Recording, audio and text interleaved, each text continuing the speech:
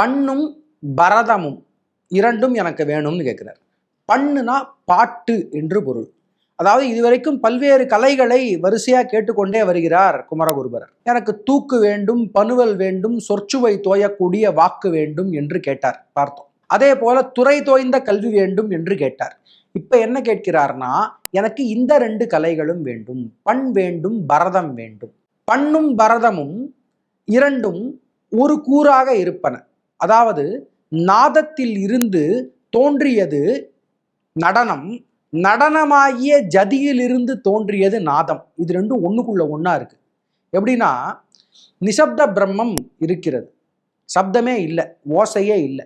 அப்பொழுது இறைவனும் இறைவியும் தங்களுடைய ஆனந்த தாண்டவத்தை துவங்குகிறார்கள். அப்படி இறைவனும் இறைவியும் ஆனந்த தாண்டவத்தை துவங்கும் பொழுது அவர்களுடைய கால் சலங்கை ஒலி இருக்கு இல்லையா, அந்த ஒலியில் இருந்துதான் எல்லா ஓசைகளும் முதல் ஓசை துவங்கியது. அப்போ நடனத்தில் இருந்து தோன்றியதுதான் நாதம் என்று ஆகிறது.